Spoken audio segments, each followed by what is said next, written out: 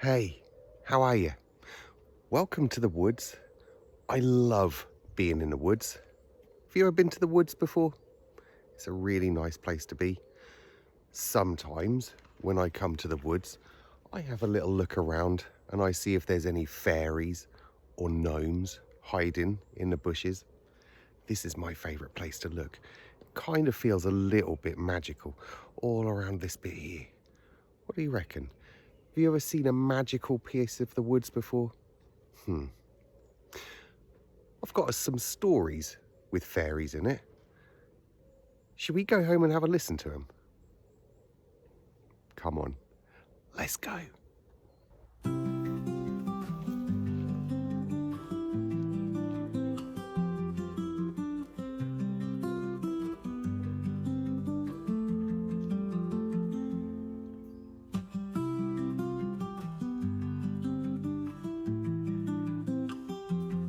Hey, you made it. That was a long walk, wasn't it? Anyway, our first story is a traditional tale. This one is called The Fairies Who Made Shoes. Now, I thought, I know what story this is, but actually, it's very, very different. It's only a short one, so get yourself comfortable and be ready to listen. Once upon a time, in a hollow oak at the edge of a forgotten forest, lived a cluster of fairies no bigger than your thumb. Or that one. These were not the type to sprinkle wishes or grant dreams. No, these were shoemakers. By day the forest was quiet, but at night the soft tap, tap, tap of their tiny hammers echoed beneath the bark. Using flower petals for soles and spider silk for laces, they made shoes more beautiful than any king or queen had ever worn. They worked in secret, leaving their shoes on mossy stumps and inside hollow logs. Whoever found a pair found that their life path was made easier, lighter somehow, as though worry no longer clung so tightly to their heels. One night, a poor woodsman trudged home, weary and blistered. Beneath an old toadstool, he found a pair of slippers glowing faintly in the moonlight. Curious, he slipped them on. Suddenly, the woods didn't seem so dark. He danced through the trees, leaping like a child, laughter rising in his throat. When he reached home, his aches had vanished. Even his blistered hands had got better. The fairies watched from their hidden doorways, smiling. Their work was done. Tomorrow they'd do it again. For as long as the forest stands and people still believe in those little wonders, the fairies who made shoes, they'll never stop stitching joy into the world, one pair at a time. Let's have another short story, shall we?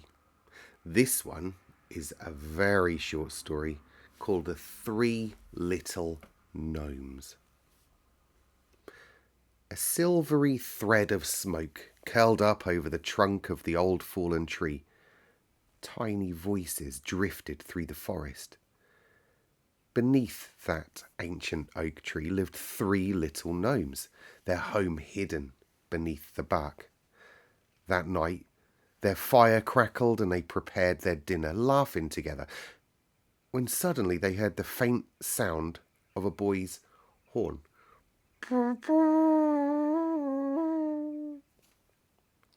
"He must be lost," said the first gnome. He looks tired and hungry, said the second. Let's see if he needs some help, said the third. So the gnomes crept from their cosy home to find a small boy crying on a mossy clearing. Gently they comforted him and invited him beneath the tree for a warm meal. As he slept, they whispered to the forest animals, and soon a wise old owl, a caring fox, a gentle stag, and even a timid rabbit joined the rescue. Together they guided the boy safely home, and his grateful family promised to send bandages for all the forest's wounded creatures. Now, every year after, that kind boy would visit the grove and the three little gnomes. All of them, with their forest friends and the children's laughter, all mingled amongst the trees and the softly curling smoke of their fire. There you go. 2 very, very short bedtime stories for you tonight. I hope it helped you relax a little bit. So, now you know what you need to do. Get yourself cozy. Get yourself all tucked up. Close those eyes and drift off to sleep. We'll see you tomorrow.